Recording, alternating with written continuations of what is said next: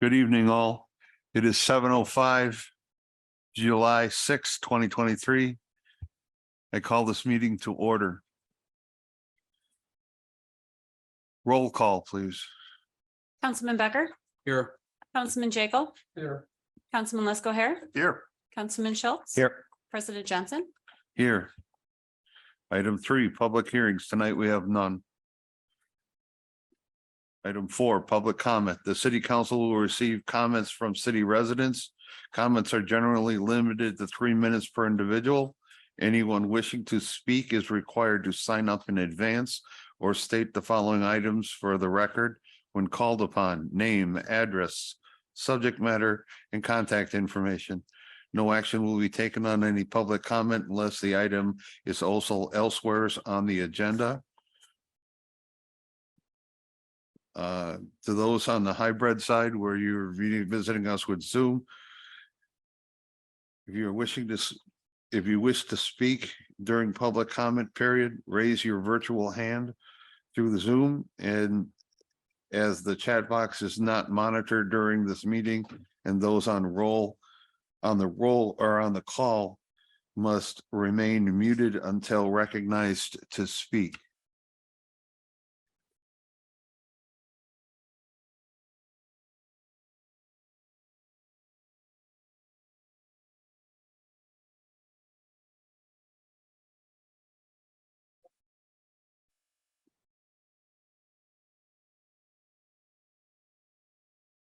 Cannot.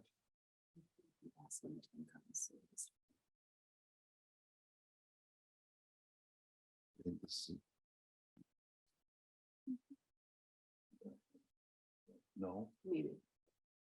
We'll get to that gentleman. We can ask if he has property within the city. So we'll just start at the top. Okay. First to enlighten us tonight is David Frigo.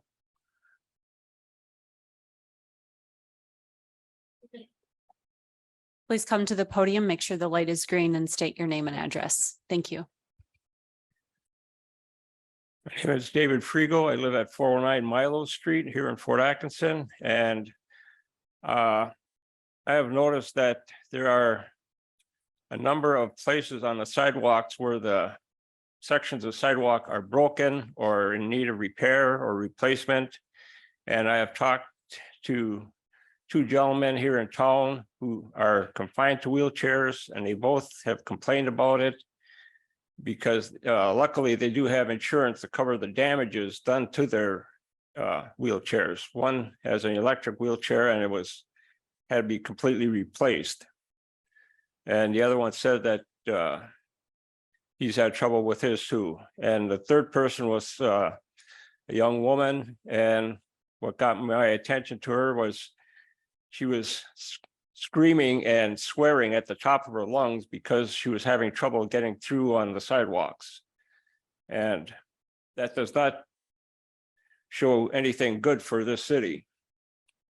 And I know they are planning on having a new hosing location behind the up by Banker Road, I believe. Are they going to have sidewalks up there? And who's going to be responsible for them? I know there's one place on 4th Street, there's about 20 sections of sidewalk that are just completely rubble. And we do have handicapped people in town here, and it's not doing them any good. So I know at one time the city did go around and mark sidewalks that needed replacement, and it was either up to the property owner to get them replaced, or the city did it and bill the landowner on their property taxes. I was just wondering if that was still in effect, or what the situation is as far as getting something done with these broken up sidewalks. So, but if we're going to try to build and have people come into the city, we got to remember the handicapped. So thank you for your time. You're welcome. Thank you.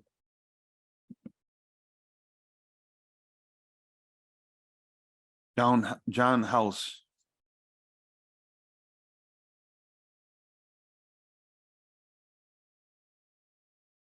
John House, 104 Jefferson Street in Fort. I'm here because I would like some input on what's going on out in the Shaw Estate subdivision. That is a total mess. I know there's a lawsuit going on out there, as I've been told. What are the future plans from the city? Is the city going to take it over? Is there ideas going on? I mean, I own 350 acres right next to it, and I'm kind of curious as to what's going to happen and whether I have any input in decisions on that. So that's basically what I'm asking for in that. If anybody has any comment or a letter or a meeting or something. And then I do have one other quick little issue, McCoy Park. I don't know if anybody's noticed, but there's like 4 or 5 dead trees there. I don't know if there's historic value to those dead trees, but one of them is within falling distance of going over in a windstorm and crushing and killing somebody. They've been there 3 years. I know the former city attorney actually talked to somebody about those trees and nothing was done. So I just want to bring that to people's attention. I mean, plus it's an awful eyesore coming in on Madison Avenue to see a dead tree next to a really nice park. So that's what I have to say tonight. Thank you. Mr. Tross?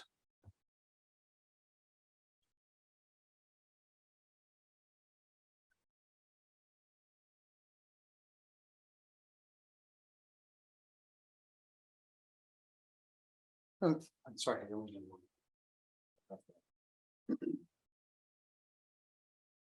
My name is Dean Trost, live at 1315 Montclair Place. I'm here to discuss a little more about the ATV, UTV usages in Fort Atkinson. Mainly one thing about the tires themselves. I mean, just about any tire, the softer, they are softer composite tires, but if you do inflate them to a regular pressure of a tire, they know UTV tires, ATV tires act like a normal tire. And actually they're better in the snow, on the pavement and everything else, in less rollover than a small car, believe it or not. You should find that in Wisconsin statute 2033, if you like to look that up, and be more aware of it. And just the rest of it, I've been, of course, going around with these ordinances, and so I got several businesses that are come back with these. I'm gonna bring them up to next board meeting. W&A, Jones Dairy Farm, Frosty Freeze, the jeweler in town.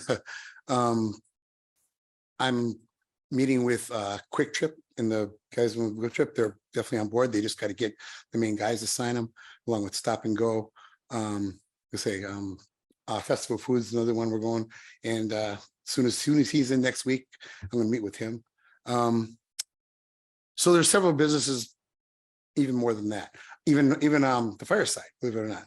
I know the owner of the Fireside, along with a couple other friends, and he's definitely interested in even having a business like that come through. So anyhow, I'm finding a lot of even just in the town, resident neighbors and everybody else. I've got over 200 signatures just at Fort Fest, and people just want to see this happen. It's all around us. We're just like say beforehand, it was a bottleneck, and we just like to try to figure out a way to develop an ordinance and make it happen. At least trial area, do a trial area, and we'll see what happens. But definitely give it some thought and major consideration on, because of the businesses. And I'm going to find out a lot more businesses are going to could come on board with it. Yeah, I just appreciate it. Thanks, and we'll look forward to chat with you.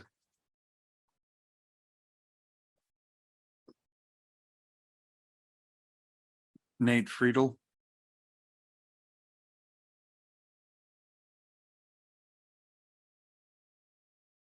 Nate Friedel, 430 North High Street. I'm the vice president of the Jefferson Half Mile Club. Talk about the ATV UTV issue just a little bit. I very much appreciate the concerns that were raised. I think they're well thought out. I do want to say that the tire pressure issue is exactly what Dean said. There was in the past before 2333, these had to be run at low tire pressures, which did make them unsafe for the road. There's no doubt about that. Since then, in 2333, there is no tire pressure requirement for low tire pressure, which makes these very much safe for the road. I've had mine at speeds of 55 miles an hour. There is no issue. I take my safety very seriously, so I would not advocate for something that I felt was unsafe to myself or to my kids. I just wouldn't do that. The other thing too, I wanted to share with you guys is that our club, in regard to cost, I don't know about the training that the chief mentioned. I will talk to our club about that. In our last meeting, we allocated $2,500 for signage to donate to the city to be able to put signs up where they need to go. And then the other thing too about OWI, though the penalties are different, you still can be arrested on the spot. If you are at 0.08 or above in 2333, you can be arrested and jailed and then released. So it's not like you can issue a ticket and then they drive off. We cannot do that. You can be arrested. I also wanted to read a couple letters real quickly. Jones Dairy Farm, William H. Jones. We received a letter from Mr. Jones, and he writes, the intent of the letter is to provide full support of the ATV/UTV ordinance and the city council agenda, allowing for the use and operation on public streets within the city of Fort Atkinson. I won't read the entire letter. It's in front of you, the council members. I can provide additional copies if you would like. I also have an advocate from Jeff Theater, who is the senior vice president of manufacturing at Jones Dairy Farm, who also is in full support. I can provide copies of that. And then we also have Dale Operman, the mayor of Jefferson, who wrote a letter to us via email as well, talking about the experience in Jefferson so far, and also talking about his advocacy for the recreation. So thank you.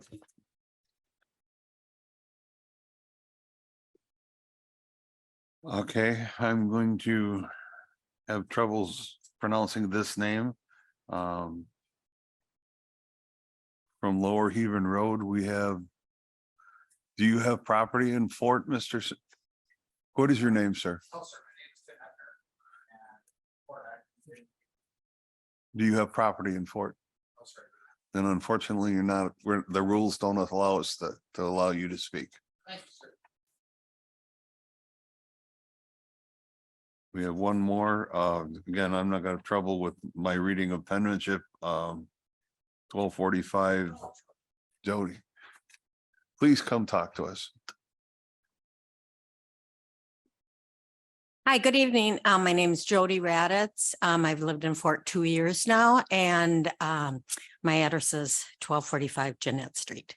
I wanted to just talk about volunteering a little bit. I was really excited when I moved to Fort and that we were retired. And yes, I was caregiving 2 elderly moms, but thought I could do this. And so I applied for the library board, and I just want you to know that I was really excited.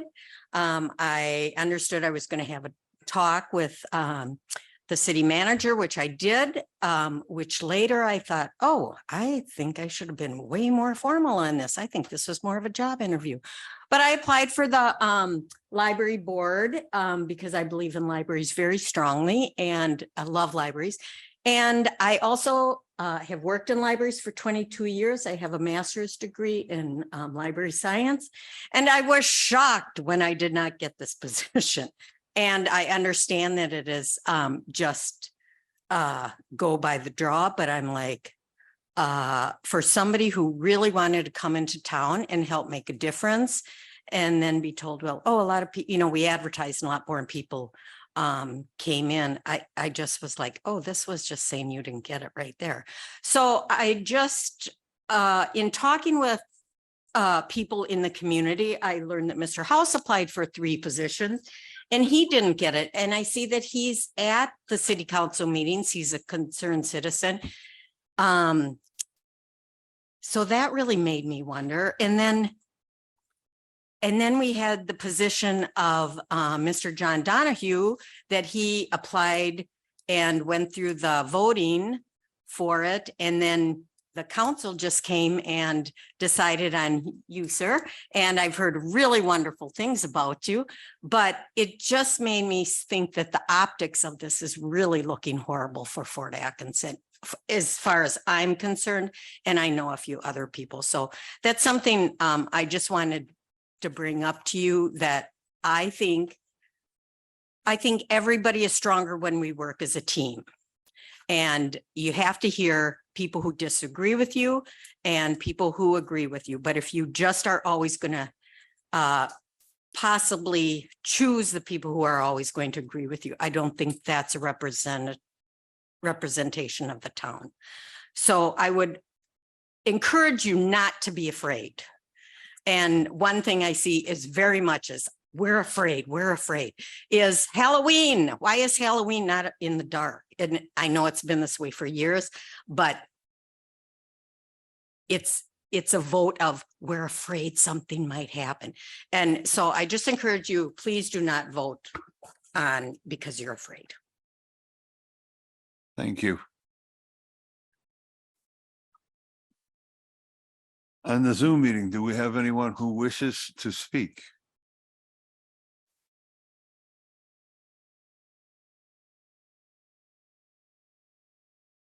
Second call for those on Zoom that wish to speak.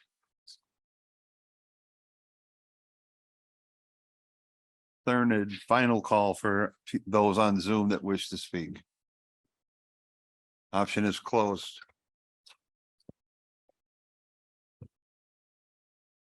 You're moving on to item 5, consent agenda. The consent agenda is outlined below and is hereby presented for action by the city council. Items may be removed from the consent agenda on the request of any one council member. Items not removed will be adopted by one action without debate. Removed items may be taken up either immediately or after the consent agenda or placed later on the agenda at the discretion of the council president. I move to approve the consent agenda as listed, items 6A through 6I. Second. Any other discussion? All those in, Yeah, sorry, there was one of the staff comments made about the Night Nation 5K, which is item 5G. It's the current path for that route does go down a road that is closed off by the DPW, which is in the Shaw Estate area. However, I will state I did run it and bike it today, and I think it's passable for that event based on my own personal experience. But I know it's just kind of a point made in the staff comments, I guess. So. any other comments? All those in favor signify by saying aye. Aye. Aye. Opposed? Motion carries. Item number 6, petitions, requests, and communications. Presentation of tourism annual report. Chamber of Commerce.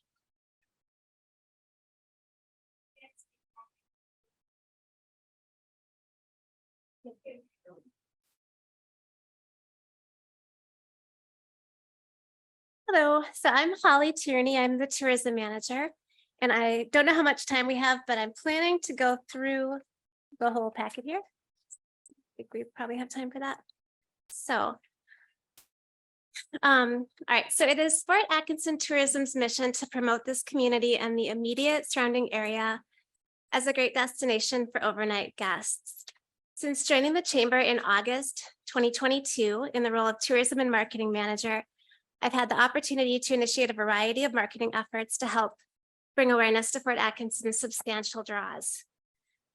All right, thank you to the Fort Atkinson Tourism Commission, made up of the following volunteers, voting members: Mary Jo Eggers of Holiday Inn Express, Julie Nordine of the Fireside, Mariah Hadler of Jones Dairy Farm, Mesa and Becker of the City of Fort Atkinson, Sarah Schultz of Waterfront Restaurant Group, and non-voting member Marilee Lee of the Hort Historical Museum for your support and guidance.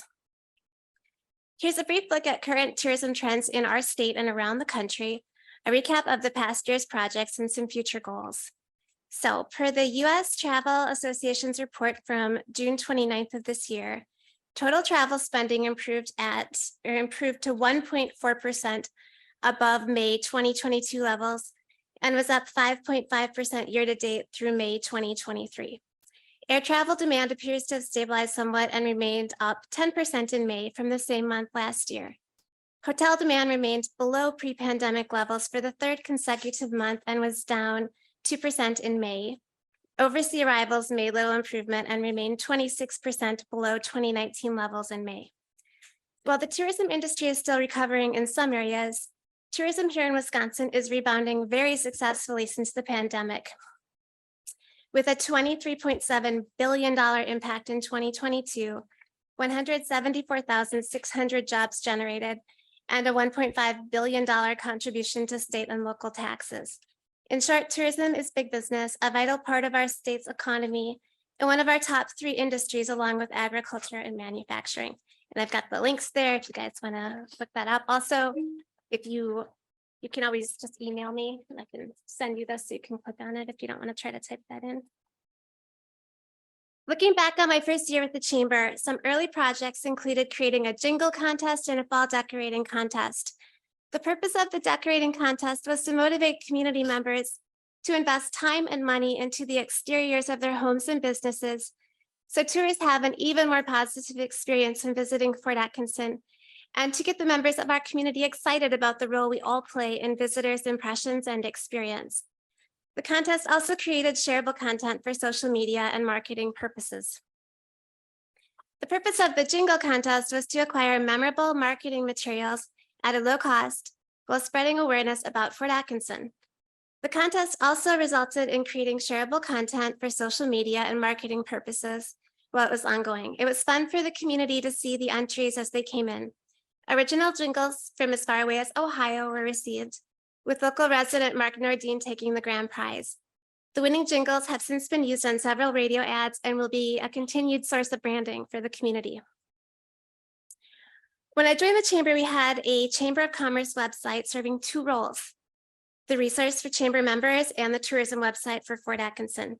I built a new website, corresponding Facebook page, and an Instagram specifically geared towards tourists and tourism promotion. The website is called explorefort.com, also known as explorefortatkinson.com. Both take visitors to the same site. I also designed a corresponding logo for our new tourism site and social media accounts. In December, the chamber held its annual holiday market extravaganza. It was a mix of standard events from the past and new events. It included a holiday market, traveling red boxes, Santa bike ride, food cart festival, carriage rides, trolley rides, carolers, and more.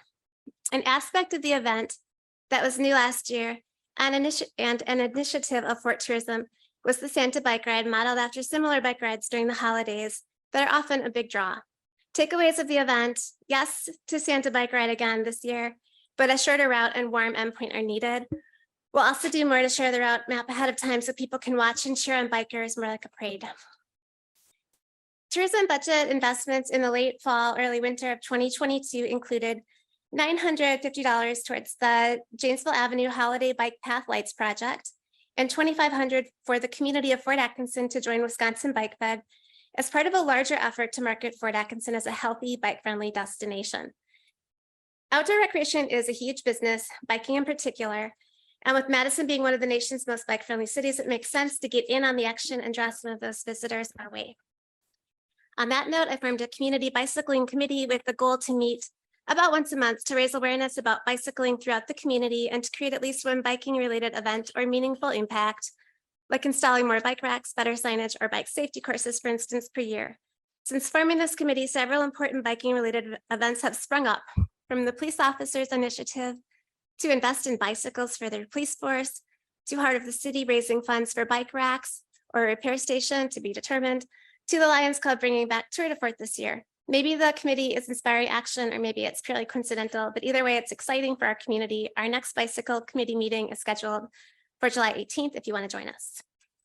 Related to the police force's biking initiative, Fort Tourism has made a $750 contribution to support the plan to have an active bicycle present for the police force, and has also written a letter of support the police may use when applying for additional grants. Having trained officers on bikes will not only make our parades and events safer, but it helps support the biking initiatives that are part of a greater goal of branding Fort Atkinson as a healthy outdoorsy destination. Around the end of 2022, early 23, the Chamber did a light remodel of its visitor center with $2,000 in support from the tourism budget. Improvements included new paint, flooring, removal of old cabinets, removal of most of the brochure racks, and the addition of a flat screen TV, playing highlights of all the great tourism aspects of our community. I created the video that now plays in our Welcome Center and updated occasionally to keep it current.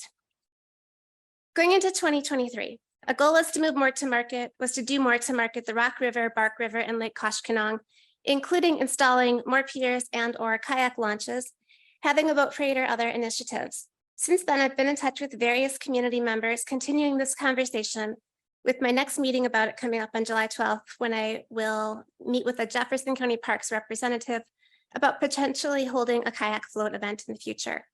With Eagle Scout, Dakota Friends' new kayak launch going in recently, and all the buzz it's created in the community, we can see there is strong interest in projects like these. In January, my role as Jefferson County Area Tourism Council President began. Since the goal of that organization is to market our entire county as a great destination for affordable weddings, I took part in the Watertown Bridal Fair in late January, representing JCATC. As the JCATC president, I prepare monthly meeting agendas, work with our board on budgeting and planning, have directed our contracted employees to do more to market the county collectively, including collaborative, highly shareable posts showcasing the best fish fries, Bloody Marys, ice cream spots, etc. in the county. I manage the group's Instagram as well. The Chamber's Fortunately Yours Wedding Expo took place on February 4th. Like with everything the Chamber does that can be considered a tourism draw, I marketed this event, selected advertisement placements, designed ads, and designed the logo. I also had a tourism booth at the event, showing visitors the fun things that wedding guests can do to turn their one-day stay into a long weekend. Early in 23, Fort Tourism joined the Fort Arts Council and met with members to discuss ways to bring more art and cultural events to Fort Atkinson. This is an ongoing goal, as is working with neighboring communities to collaborate on art events and exhibitions. Since I started in my role, I've been working with the Beautification Committee on their Cow Parade project. I have pamphlets about that if you're interested. It's this committee's desire to bring life-size cow sculptures to Fort Atkinson. With feedback and support from the Tourism Commission, it was determined that showcasing Fort Atkinson's rich dairy history is a tourism draw and a valuable investment. This project has been ongoing. With cow statue production started, several of the spots where cows will be located now decided, including having one in front of the Chamber of Commerce building, and having a day celebrating these cows' installation and our dairy connection set for October 14th of this year, in conjunction with other events the Herd Museum and National Dairy Shrine have already been planning. Fort Tourism has supported the cow project with $3,000 and has committed to provide marketing and promotion at no charge, since this project will bring visitors to town. Along with the Tourism Commission, I have created a plan and associated application, guidelines packet, and rubric for a Fort Atkinson tourism grant that community members can apply for to get funding for projects that will drive tourism to Fort Atkinson. This grant will be funded by room tax dollars and will only be awarded for projects that are judged as likely to drive overnight guests to town. To see examples of what other communities are already doing, visit, and then I have a link. It's on the Enjoy Jefferson County page if you want to see what these grants are all about. Right on the River Poetry Festival took place in May. The title Right on the River was an umbrella marketing label over several community events, all related to poet Lorene Niedeker's 120th birthday. It included inviting authors to sell their books at the farmers market, a poetry reading at the library by Wisconsin poet laureate Nick Gulig, a talk at the Herd Museum by Niedeker Fellowship winner Lauren Carlson, a street poet creating on-the-spot poetry at the farmers market, a poetry slam at Cafe Carp, and other events. It was a very sustainable, low-stress festival, since so many local entities all handled and helped promote different aspects of it. Feedback was very positive. It seems like we'll do this again and use this model for future events. I recently met with about 15 to 20 Cambridge retailers about their events and plans. What you may not know is that the Fort Atkinson Chamber, Cambridge doesn't have their own chamber, so we have a lot of Cambridge businesses that are part of our chamber. So they had a networking breakfast and I went to that, and they invited Fort Atkinson to partner with them for their Maxwell Street Days in early August. and to get some help promoting that. Sorry. Cambridge draws in visitors from out of state due to row pottery sales. I shared this with the Fort Retail Committee meeting members recently, and I'm working on drumming up some interest in determining how we can work together on this project and continue to work with Cambridge more. A variety of promotions are currently happening, including doing more this year to advertise the farmers market, since that is one of our continuing summer draws, promoting Horde Museum's many events, summer concerts, just general summer fun advertising. I also did quite a bit to market Baseball Fest. It's not a chamber event, but it makes sense if we have anything happening in our community to do more to market it. And coming up, we've got Rhapsody Music Festival in August. So we've got lots of television ads, billboards, print advertising and stuff going on for that. Additional future goals include doing more to partner with our surrounding communities. Just as Door County markets themselves as a region and a county, that's one of my initiatives for our area. I feel that Fort's a great place to visit, but I think we've got even more power. If people come in and they spend a little time in a couple communities, I think that increases our odds of overnight traffic. And so kind of wrapping it up, our target market, in my opinion, is visitors from Chicago and the surrounding areas like Rockford and Milwaukee. I think it's unlikely that we're going to bring in a lot of people from Minneapolis and really up north, because you get so much Wisconsin already up there. But if you want to get away and, you know, go kayaking and boating and do all of those Wisconsin-y things, I feel like our draw is in that direction. So that's my primary direction I focus on.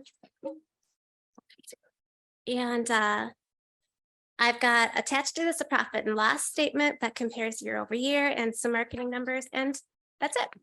So thank you. Do you guys have any questions? I don't know if that's part of the format, but if it is, here I am.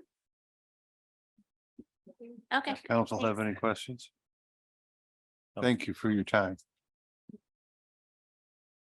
Item B, presentation of the city of Fort Atkinson financial statements and supplemental information for the year ending December 31st, 2022. Andrea Jansen. Hi, thanks for your time this evening. My name is Andrea Jansen. I'm partner with Baker Tilly.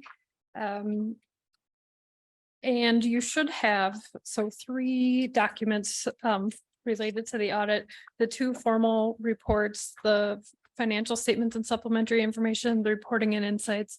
And then I also handed out this 2022 financial highlights. So that's where I'll spend the bulk of my time. But before we get into that, just a couple of comments here on the financial statements themselves, starting with the opinion, which is really in the front of this report, pages 1 through 3. The independent auditors report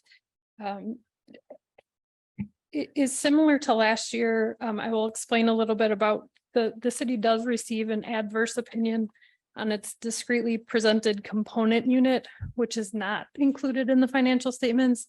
That relates to the Fort Atkinson Historical Society. So because of certain criteria are met related to that separate entity, it should be included in the city's financial statements as a separate column in the government-wide statements. Because that entity is not audited, we're not able to pull that information in. But all of the other opinion units that are presented in this report have received an unmodified opinion. So that's a clean opinion, the highest level of assurance that we're able to give. One item that's different, if you were comparing this year's opinion to last year's, on the top of page Roman numeral 2, there's an emphasis of matter. There's a new accounting standard that was required to be implemented for 2022 related to lease accounting. So if you were to compare this year's report to last year, there are some new balances, some new disclosures related to that standard.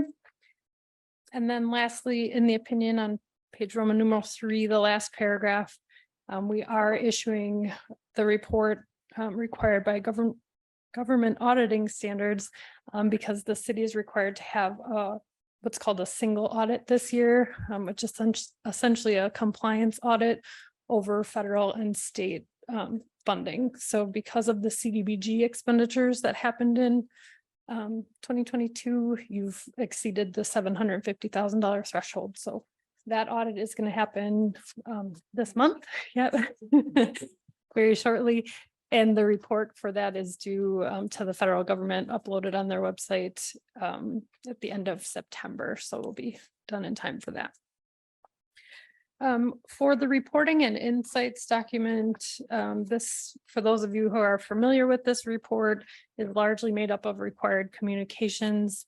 If you're not as familiar with this report, I would recommend giving it a read through because there's some information in there that explains certain concepts related to the audit, you know, certain things that we look at. So I think it can be helpful in that regard.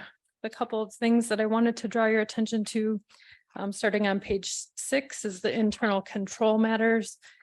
This looks very similar to last year.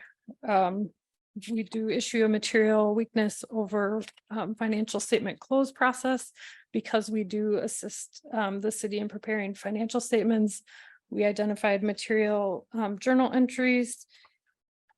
And we also assisted with the single audit schedule preparation. So those are, as a reminder, these are not matters that you're required to correct because anytime we're talking about internal controls, there is a cost benefit analysis there.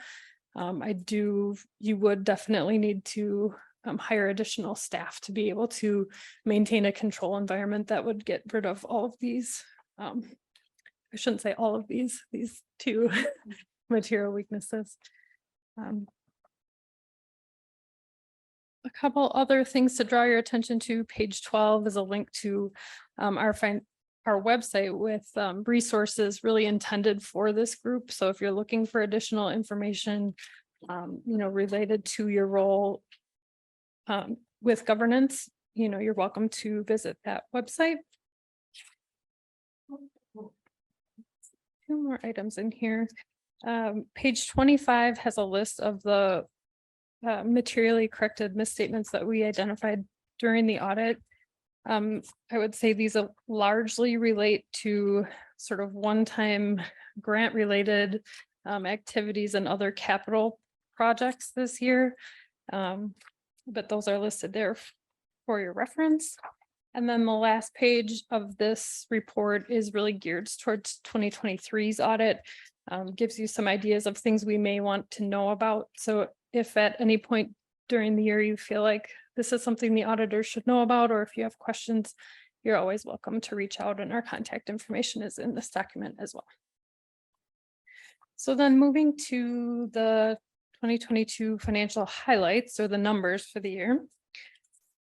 Page 1 of this handout is taking a look at your general fund results and specifically your fund balance. So as a reminder, general fund is the primary operating fund of the city. And when we're talking about fund balance, we're really talking about equity. So that's what's left over, assets minus liabilities in simplified terms. And then we've got your fund balance by the different categories and compared 2022 in blue to 2021 in black. Starting at the bottom of that chart, we've got non-spendable fund balance at year end of about 3.1 million. That's largely made up of advances to other funds, the largest being TIF related, about 818,000 tied up in land held for resale, and the rest, majority of the rest is related to prepaid items. Restricted fund balance, same as last year, 235,000. That's really unspent debt proceeds related to a capital equipment purchase that didn't happen yet at the end of 2022. Assigned fund balance is fund balance that you've earmarked for specific purposes. The details of that are listed on page 44 of the financial statements if you wanted to take a look at that. But the largest balances in there are your payment in lieu of taxes for 2023. That comes over from the water utility. The 2023 budget had some fund balance applied, and then the carryovers from 2022. Which leaves you with just under 3.3 million in unassigned fund balance. That's fund balance that hasn't been earmarked for any specific purposes. It's what you use for your reserves. And we will talk more about that on the next page. So your total general fund balance increased of 234,000 roughly from 2021 to 2022, ending at $7.6 million. The summarized income statement underneath the chart shows you that your final budget, you had budgeted for surplus funds of 577,000. Actual net income was 234,000. I will say that is a little bit related to how the tax levy was budgeted for in the general fund, even though it was to be used for in other funds. So I would say that it looks a little funny this year than compared to what you would normally expect. So that's giving you an unfavorable variance compared to your final budget of 344,000 roughly. If you wanted to look into the details of that, there's a budget schedule in the financial statements starting on page 60. So page 2, like I said, takes a look at that unassigned general fund balance. And here we are comparing against your policy. So your policy was adopted in 2019 and looks to have a minimum of 15% of your general fund budgeted expenditures and a maximum of 30% of that value. So we've got those charted out in the blue and black lines. You can see at the end of 2022 and really the last few years, we've been trending upwards above that maximum target range. But one thing to factor in here is with the movement and the restructuring of some of the funds, you've carved out some of the operations of the general fund into separate funds since you created this policy. So library would be one example of that. Sort of the bottom number in that calculation is now shrinking. So your same balance of unassigned fund balance, is a higher percentage. So that might be something, your fund balance policy may be something that you want to revisit now that you've got different operations, I would say, in your general fund compared to when you created the policy.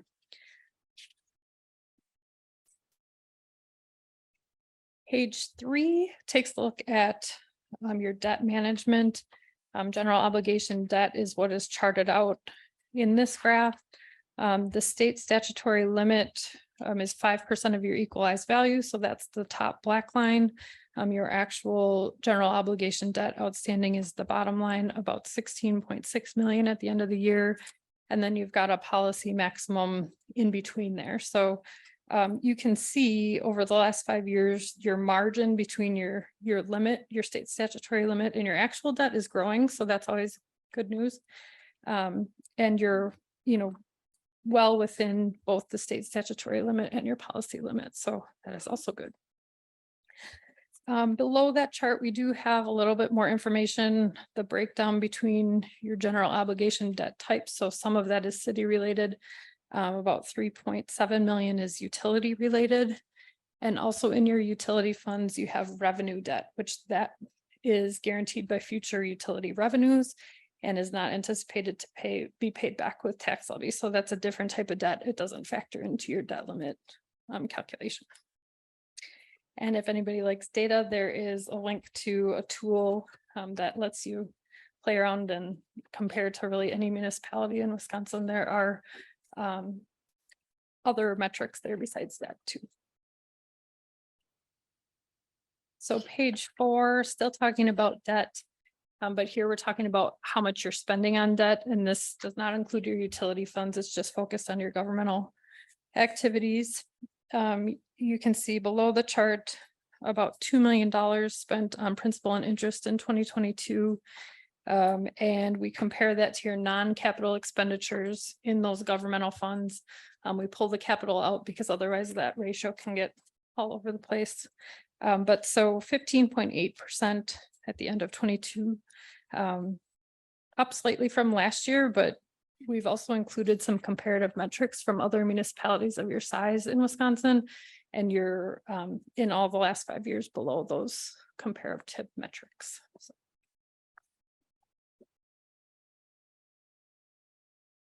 Now, the last few pages here, we're going to talk about your utility funds, first being your water utility. As a reminder, your water utility is governed by the PSC of Wisconsin. So any changes to rates and things has to run through that body. We've got your operating results here charted out, operating revenues in blue, operating expenses in black. Operating expenses were pretty flat compared to last year, about 1.3 million or so. And you can see operating revenues did increase, and that was expected, first full year of your new water rates in effect. So. We also generally look at your unrestricted cash reserves and compare that to your revenues in terms of how much you collect per month. So you've got about 4 months of revenues in your unrestricted cash reserves. You likely wouldn't want to go lower than this, but I don't see that being an issue with the increased rates. And then the last chart on this page is your investment in capital. That just shows you of your plant for the water utility, how much is funded by debt and how much is assets that you own. Really, really healthy ratio here, 86% owned and only 14% funded by debt. Some similar information for your sewer utility. Operating revenues of just under 3.5 million. Operating expenses just under 2.7 million. You know, pretty stable margin compared to last year. This utility does have scheduled rate increases beginning in 2021 through 2023. So, you know, no concerns with these operating results. Those look healthy. Your unrestricted cash reserves, 4.3 million, also very healthy. The sewer utility does have more debt than the water utility, as you can see by that last bar graph on the page. So 41% debt funded in this utility. And then lastly, your stormwater utility. Here the operating results, really a different story. You had a slight net operating loss. And this is something that you'll want to keep an eye on. So if it's a 1-year blip, probably not a big deal. But if you project that your operating expenses are going to be at that level, I mean, I think that is something that you'll want to take a look at long-term to see if the rates that you've got make sense, or if the rates need to change there. So unrestricted cash reserves, just under 500,000, that looks healthy. Again, here, investment in capital, only 22% debt funded. So that looks healthy as well. And before I open it up for questions, just want to make sure to thank Rebecca and Michelle and city staff for their efforts related to the audit. We know it's no small undertaking, preparing for the audit, working through the audit, and doing all the other things that you do for the city at the same time. So thank you. Thank you. Any Your questions? general opinion of our financial situation is stable? Yeah, I would say stable. 2022 was really sort of a big year with grants and infrastructure in the utilities and other projects. So, you know, I think as long as you are sort of keeping an eye on the long term at the same time as the short term, you know, I think the city is in a stable position. But certainly, you know, you don't have endless reserves, and general funds in general in Wisconsin, you know, don't have unlimited resources. You don't want to burn through those reserves, you know, because you just don't really have a mechanism to increase your taxes, except for, you know, through growth and through debt exceptions in your levy limits. So.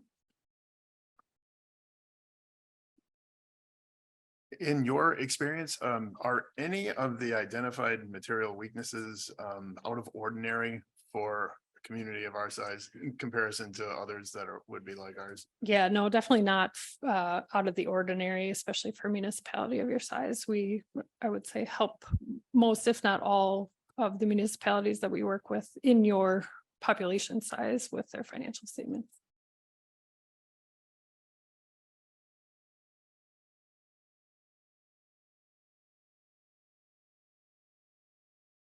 Andrew say who she works for? Baker Tilly. Yep. I didn't know she was.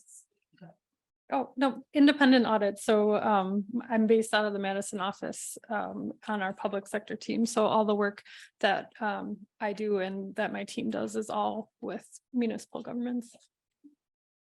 Council have any other discussion? Moving on to item 7. Thank you. Thank you. Resolutions and ordinances. Item A. Review and possible action relating to a resolution expressing support for local government funding legislation. Resolution Wisconsin Act 12. Yes, so this is a resolution expressing support from the city council to the governor and the legislature for their efforts in supplemental shared revenue through Wisconsin Act 12. So as this council knows, I have been engaged with the League of Wisconsin Municipalities and lobbying on behalf of cities and villages for the additional shared revenue supplement, which was part of Act 12 and funded through the biennial budget, which was signed into law by the governor this week. So this one important item I would say in this resolution is the amount. The city will receive $309,933 in 2024, which will help to support essential local services.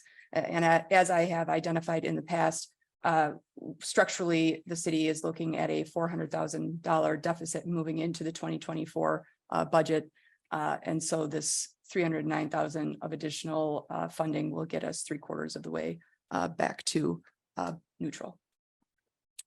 So it's certainly not a windfall in any sense of the word. However, it is helpful, and we are thankful that the governor and the legislature came to an agreement to support local municipalities. And what might the impact be going forward? So beyond 2024? So it is tied to the state sales tax. So our supplement, as well as the full shared revenue from the state, will grow as tied to the sales tax in the future. So prior to this legislation, it was stagnant or decreasing. And now it will be, for the most part, generally increasing, probably at a rate of around, conservatively 2%. Could you just take one more second to explain that the share of sales tax? So current Wisconsin sales tax is 5%. So then what percent or what portion of that is tied to this? So 1% goes into the segregated local government fund, and that fund supports all shared revenue for all the municipalities, counties, towns, villages, cities in the state of Wisconsin. In addition, the legislation includes an innovation fund, which will encourage municipalities to work together, collaborate on certain local government services, and it will assist in planning for those things as well as implementation. So there's a local government fund, and then there's a couple other they're repealing the personal property tax, but they're making municipalities whole through this local government fund. So it's that full penny of the sales tax, or that 20% of the sales tax, will go into this local government fund and be divvied out in different ways to municipalities through different programs. I think this is a huge win. I know that the efforts that you've taken to make statements, all the other individuals in the community that have written letters to our state legislature representatives, and it does appear this is a bipartisan effort. It wasn't just it was really meant to benefit Wisconsin residents.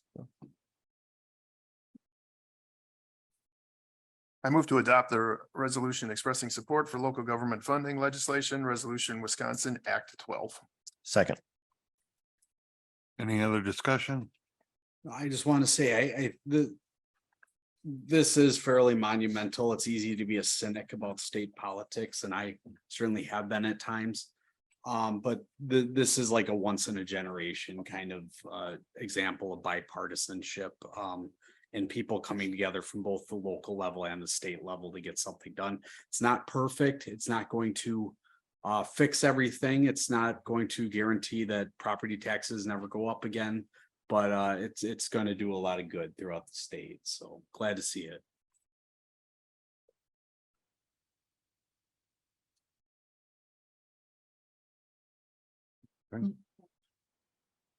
All those in favor? Aye. Aye. Those opposed? Motion carries. Yay. Item 7B, first reading of an ordinance to adopt zoning text amendments relating to a medium industrial land use, home occupation, off-street parking, fencing, building, maintenance, landscaping, signage, and pools. Mr. Drager. Good evening. Apologize to those of you that listened to this already tonight, but I'm going to read through these again. This is a result of a couple years worth of using and implementing the zoning ordinances that we have, where some sections were identified where misspellings, some clarification was needed, and some other areas as far as procedure that we're cleaning up is what we're the appropriate approving bodies where those should be. Number one on the list is simply adding a couple letters that were missing in that section.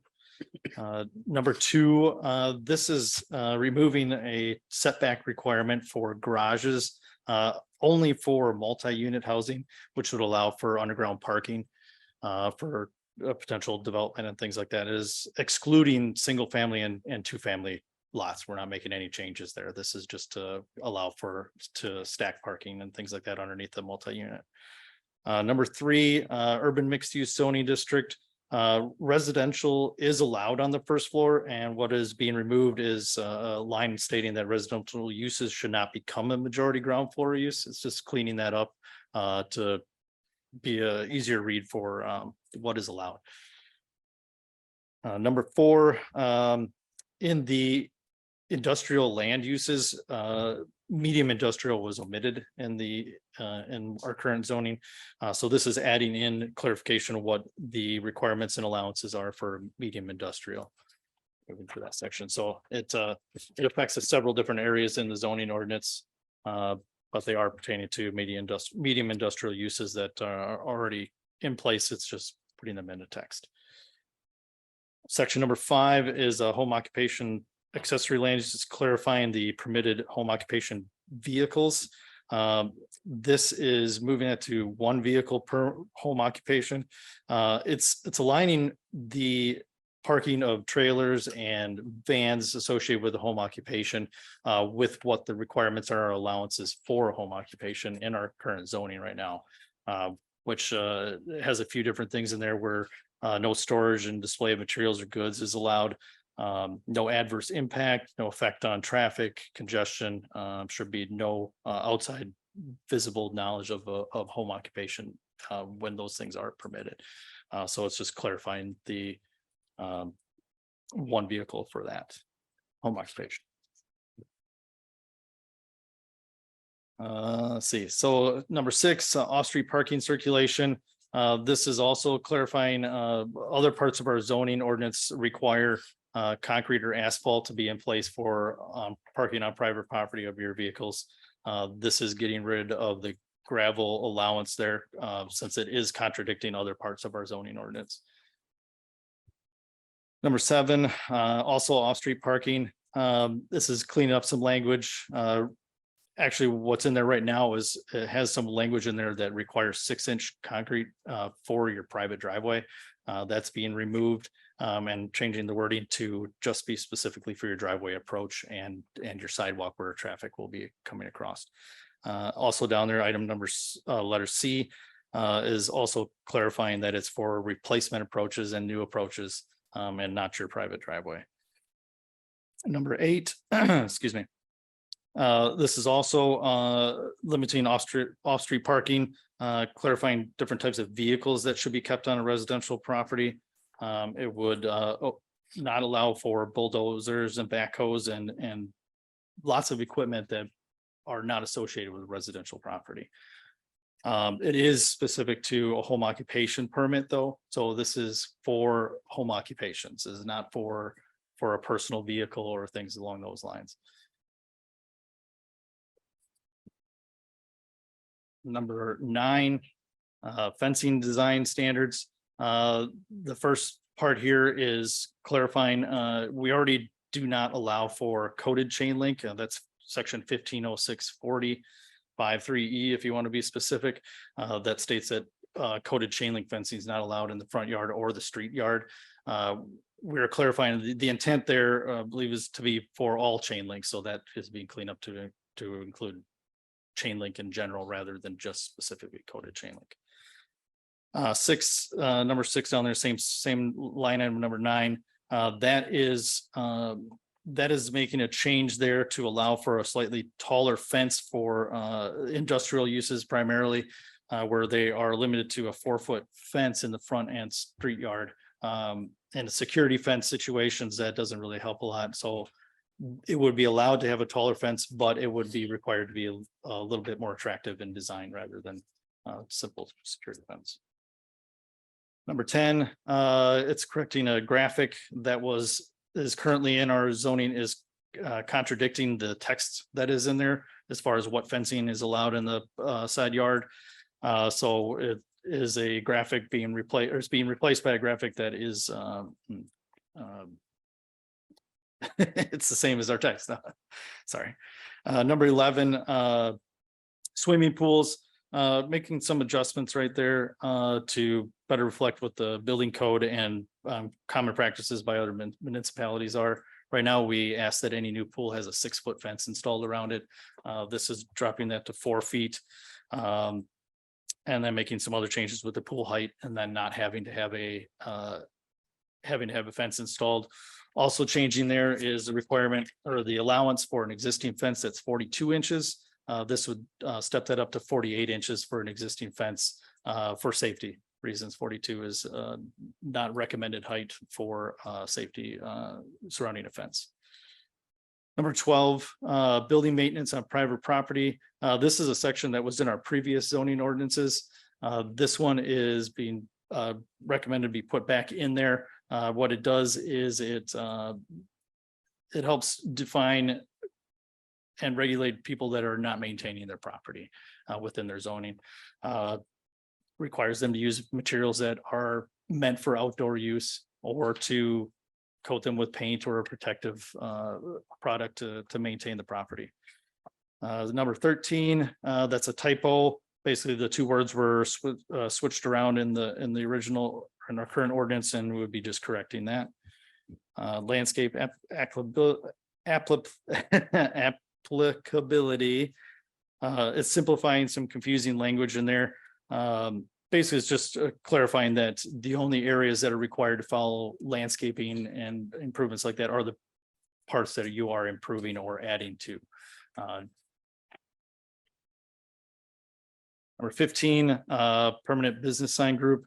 This is just simplifying where you find the requirements for sign lighting. Down in the footnotes of that section is where most of those things are all line itemed. Number 16, order board signs. So currently right now, we only allow for 1 order board sign, so your drive-through. Here we're proposing to allow for more than 1 order board sign or more than 1 drive-through lane, and to increase the size of the order board signs requirement or allowances to better reflect what more modern signs are coming through for proposals. But there is also a maximum total of square feet, so you can't just keep doing larger and larger signs and more of them. So there is some limitations on that to kind of keep things in line.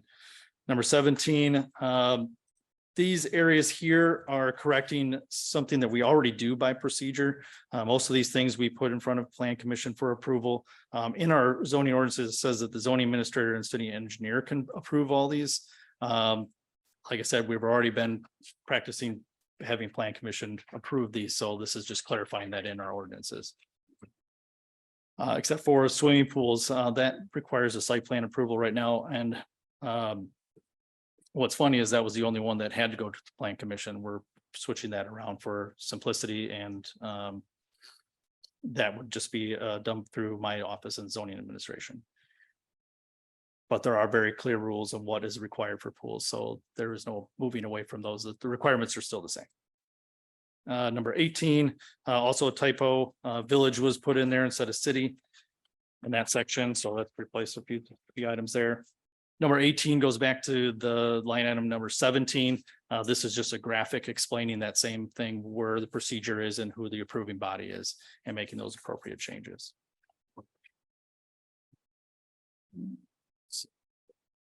We're back here. I think I'd memorize these by the time I've been through these enough time. And then site plan review. This is something we're already practicing as well. Just clarifying the approval process there, that most, if not all, things need to go through a site plan review. And it also states in there that some residential uses could come in front of site plan review, but not necessarily all. And that's about it. Take any questions you have. Yeah, I'm sure we're all gonna get in support this at some point. I've got some hesitations. I'm hoping that you and I might be able to find some time before the next meeting to discuss a few things and enlighten me. I'm pretty sure that my problem is mostly not understanding. That Yep. you could help me with that. Absolutely. And I think one of your parts there is, I'd like to point out that the section with the single home occupation thing, that does not affect your personal vehicles and there are provisions in our off-street parking that do allow for hobby vehicles that are not part of the home occupation. And there were just some things in there that I found. My impression of them, that they were a little bit overreach or hostile to small business. And I'd like to make myself comfortable that that's not the case. Absolutely.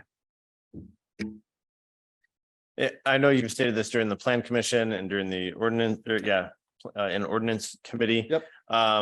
If anyone is currently, but sometimes we have a different audience for city council. Some Absolutely, people yeah. only watch city council meetings or. That's why I went through the whole thing. Yeah, absolutely. But just to confirm that if someone is currently out of compliance with this, with any of these items, it does not mean that they have to make any changes. They would be grandfathered in.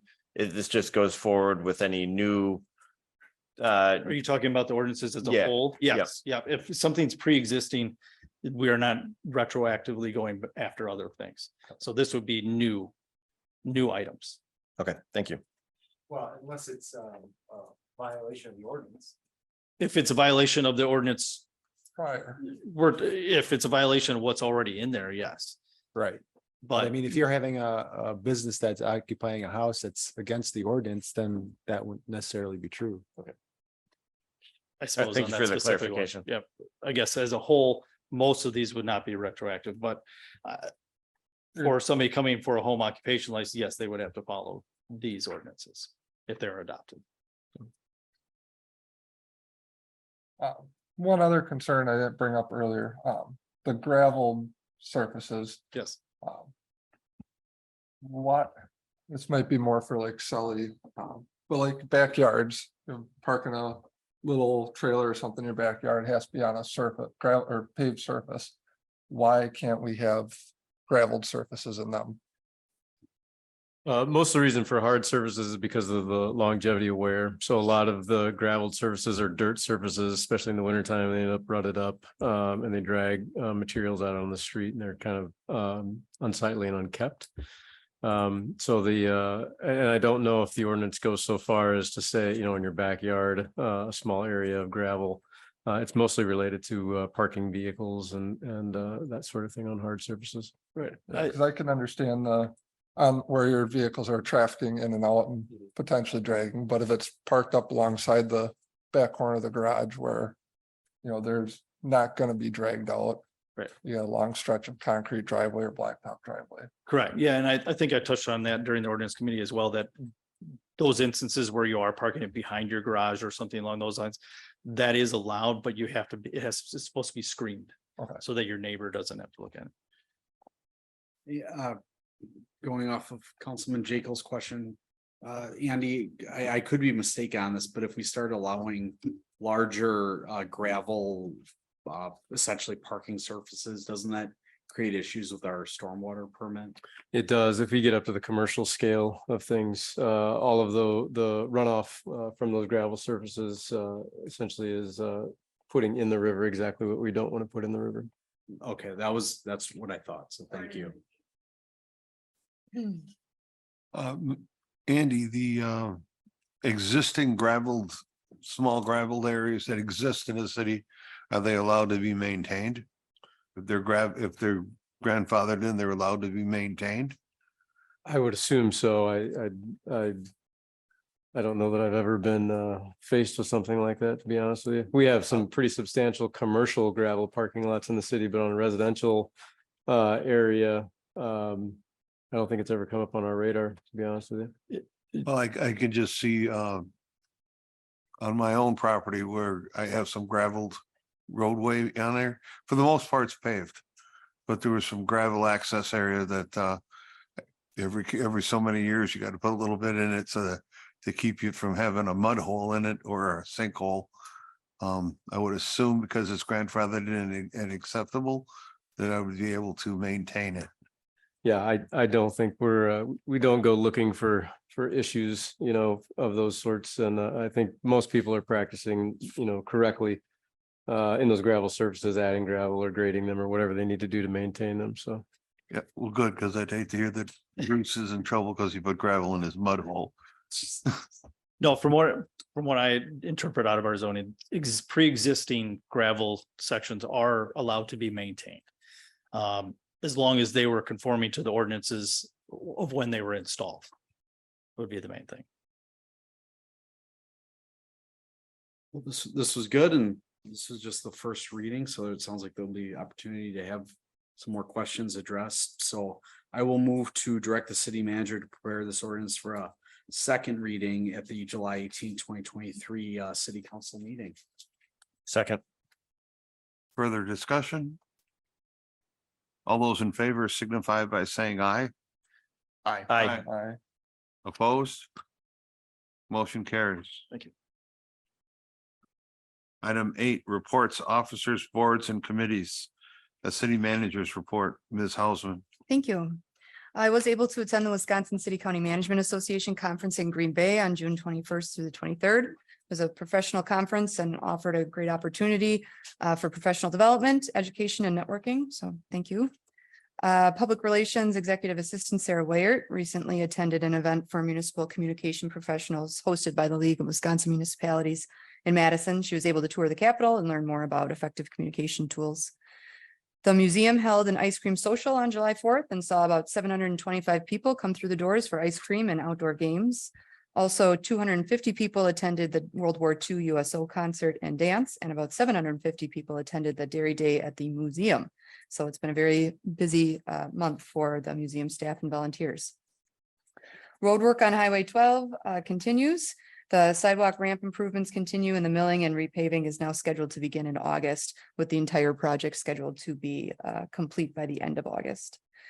The Economic Development Commission approved a $100,000 loan through the city's Capital Catalyst Revolving Loan Fund to support Little Hawks Academy 2, a new daycare facility to be located at 1255 Talcott Street.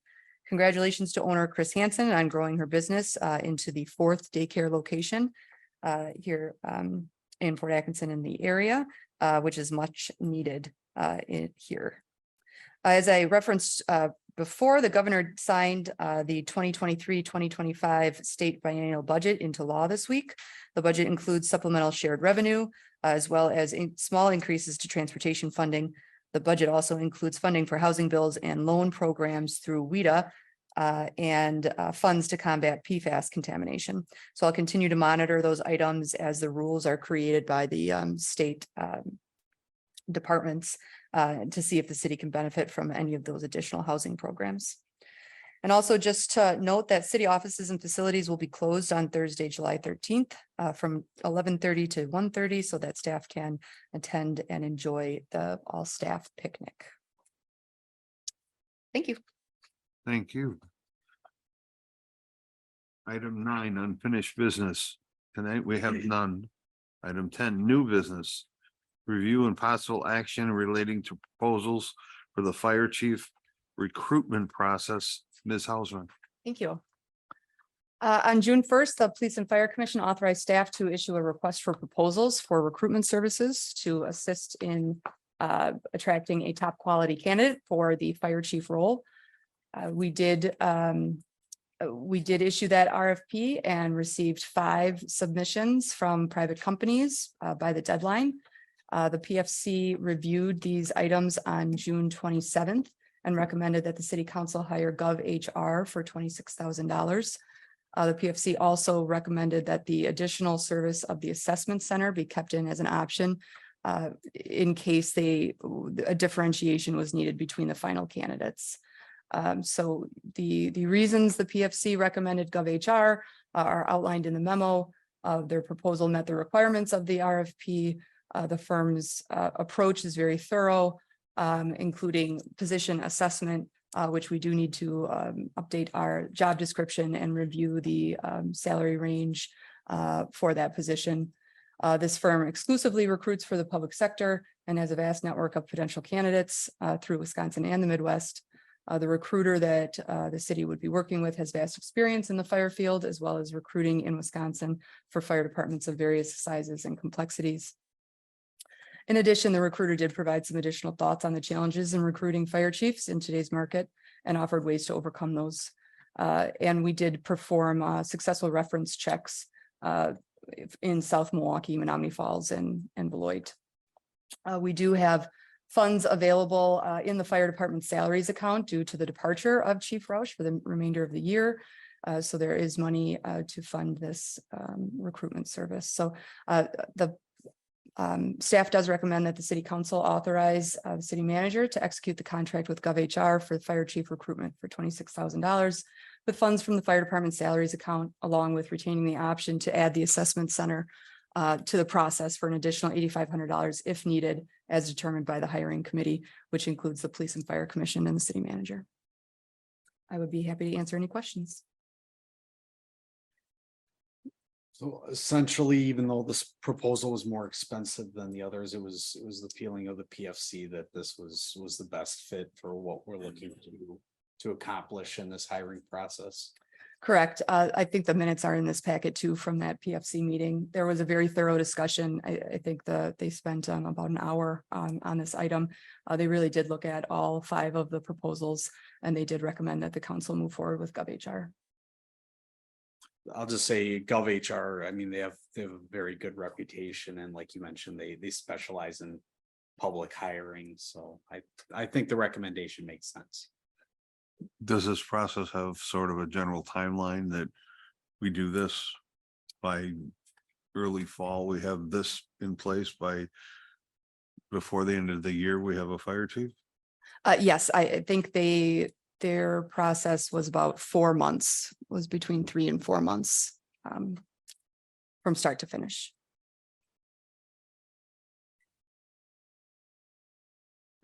Can you tell me a little more about the option for the assessment center and what triggers that?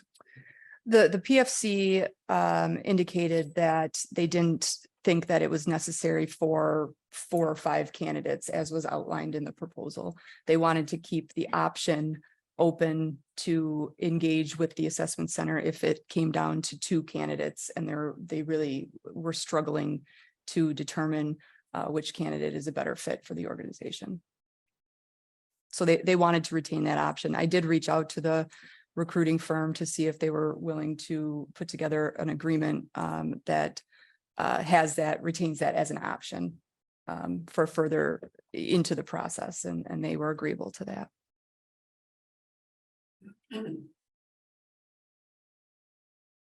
I'll move to authorize the city manager to execute the contract with GovHR for fire chief recruitment services, for $26,000 with funds from the fire department salaries account, along with retaining option to add an assessment center to the process for an additional $8,500 if needed, as determined by the hiring committee.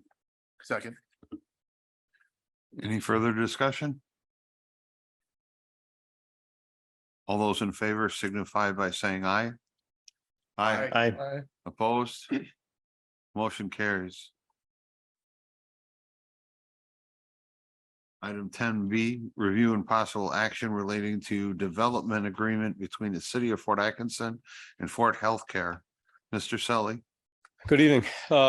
This development agreement, as you noted, is with Fort Healthcare. The Economic Development Committee reviewed this at their last meeting and moved it forward with their recommendation to the city council. This the project that this agreement covers is a new road that's going to be off of McMillan Street, yet to be named.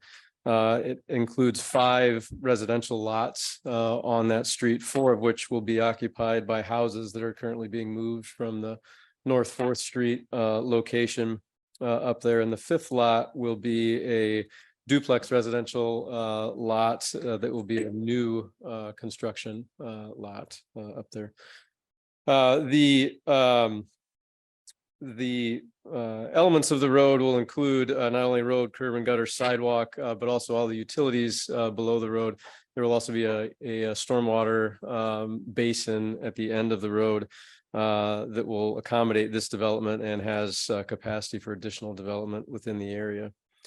The city will require a surety to be in place such that we have access to funds. Should the project not be completed, we can complete the public improvements. We've required inspection to be performed full time, so that will eliminate the burden on city staff to make sure that someone's watching the construction of the improvements. And we've asked for review throughout the project and approval. We have required in the development agreement that the improvements be publicly bid. That has come into question recently from Fort Healthcare as to whether that is a requirement or not. We are looking into that. We have traditionally in the past required the public bidding process to be honored when we're reimbursing an organization for those improvements. But I'm not sure that that's necessarily required in the state statute. So I've reached out to Attorney Westrick actually earlier today, I think, and we're kind of figuring out that particular situation. So that may change that particular element of the development agreement. The unique aspects of this agreement. So as noted, the 5 residential lots, 2 of those lots will be non-taxable, tax exempt lots. The city is aware of that going into this. Second, the city is planning to reimburse Fort Healthcare up to $365,000 over the 27-year life of the TID. This particular development exists in TID 10. We have left the door open to discussing amendments or perhaps new development agreements for this project with the addition of any new development that uses this public infrastructure. We don't have a cost estimate yet, but certainly $365,000 is not the total investment that Fort Healthcare will be making in the new road. So there is an opportunity that with more development, they may seek some additional reimbursement. The other element of this agreement that's unique is the end of the road. Some of you may recall we had some discussion regarding the end of Doris Drive, which is fresh in our minds, and we wanted to make sure that it was very clearly stated what the expectations were. Fort Healthcare has a larger plan in the area that was included in the packet to extend Handyside Lane down through this area. That development would happen with someone else, not Fort Healthcare, and they're actively in discussions with groups that are looking at those or groups that are experienced with that kind of development. So we've placed a 5-year timeline in there for that extension of Handyside Lane. If it should not occur within 5 years, then the development agreement indicates a cul-de-sac will be built at the end of that new road so that we have a proper turnaround and termination of that road. So I feel like we've kind of laid out a few milestones in there for that process as well. I think that really covers just about everything. Does council have any questions for me regarding the agreement? I was reviewing the packet. I missed a small segment. There's a statement made that 3 of the properties are taxable. I guess I'm trying to understand why the other 2 wouldn't. Yeah, so Ford Healthcare, the 4 homes that are being moved up there, 2 of those homes they've intended to donate or sell, I believe, to the Ford Atkinson, and I don't know if this is Homeless correct, Homeless Coalition. Okay. So they upfront have basically indicated that the increment that we normally utilize within these tax TID districts, that is the value that is generated by the new development. In this situation, there won't be any because those properties will be tax exempt. So they're aware of that, and as is the city. Kind of going off Councilman Schultz's question, in terms of TIF districts or developer agreements, I should say, we've dealt with this. This is relatively small. We're only talking about 5 single family homes, I believe. Correct. I understand the necessity of the road and the extension, but I'm just curious if there's other rationale of why this agreement is necessary and the TIF assistance involved. If I could just get a little more understanding. Yeah, I think, and I'm not the state statute quoter, right? But I do know that a development agreement is required by state statute when there are public improvements being constructed by private entities.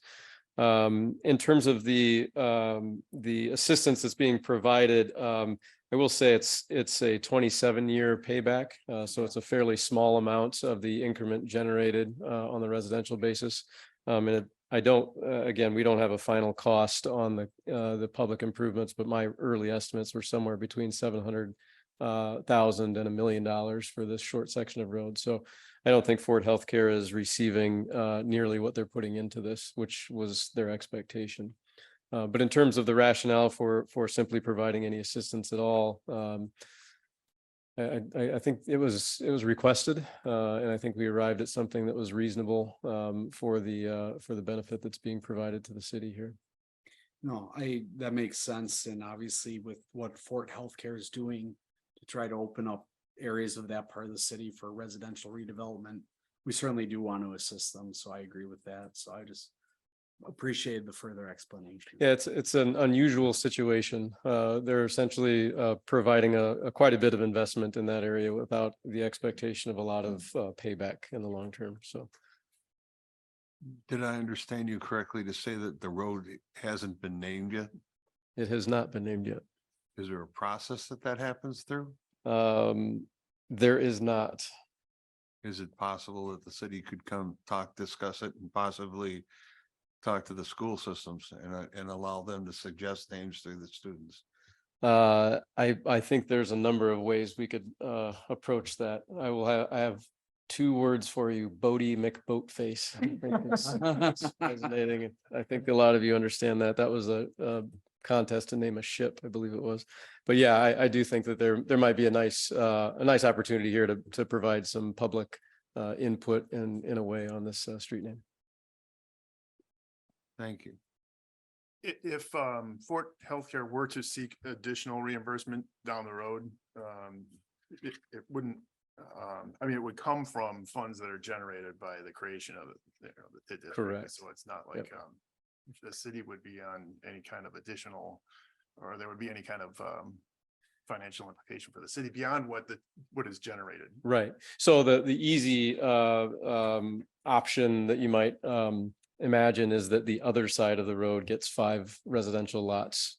Hopefully they're not residential, or hopefully they're multifamily commercial type buildings.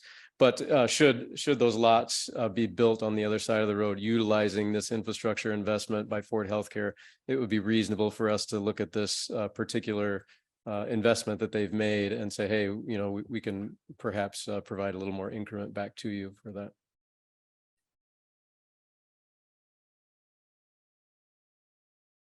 I will move to approve the development agreement between the city of Fort Atkinson and Fort Healthcare and authorize the city manager to make any minor edits necessary and execute on behalf of the city. Second. Any further discussion? All those in favor signify by saying aye. Aye. Aye. Opposed? Motion carries. Thank you.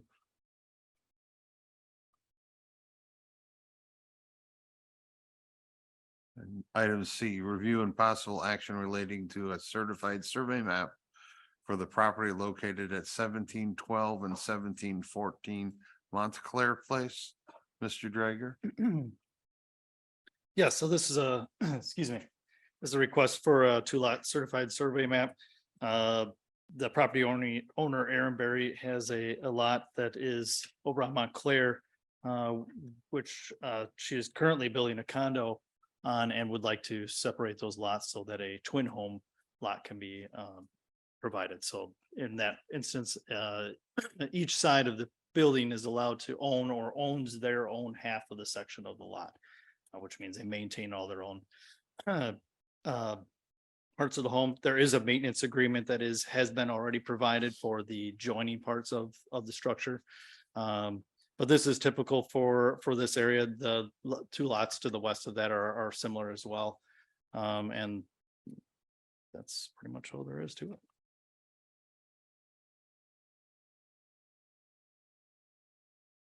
The plan commission did recommend approval at their last meeting, did recommend that the city council approve this CSN at their last meeting. Yeah, and just the properties right next to it are the same way. Correct. Yep. Yep. So there's one right next to it and one further to the west, and then all the way down the corner remains as a condo. From the outside, you don't know the difference.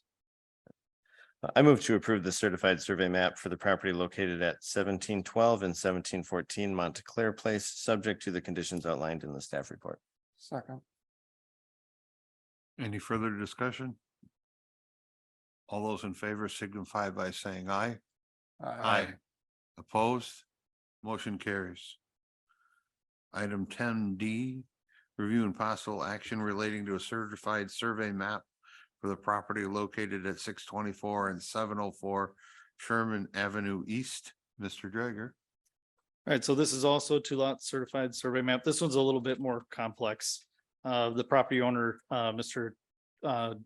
Duke, owns both of these properties, and he would like to redraw those lines so that he can expand his current lot, and then the lot immediately to the west, which is 624, would be reduced in size.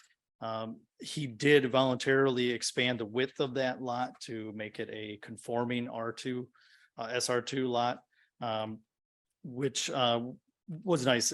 Also should point out that the current garage on that smaller lot at 624 is encroaching the property line, and by expanding the width of that, it did allow for that garage to be rebuilt inside of our ordinances.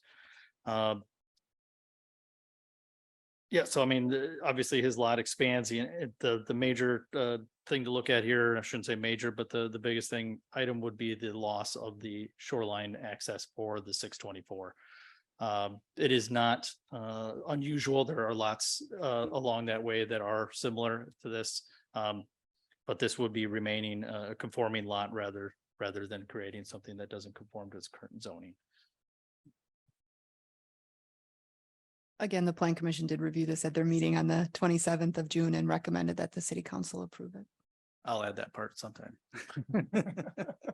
I will move to approve the certified survey map for the property located at 624 and 704 Sherman Avenue East, subject to the conditions outlined in the staff report. Second.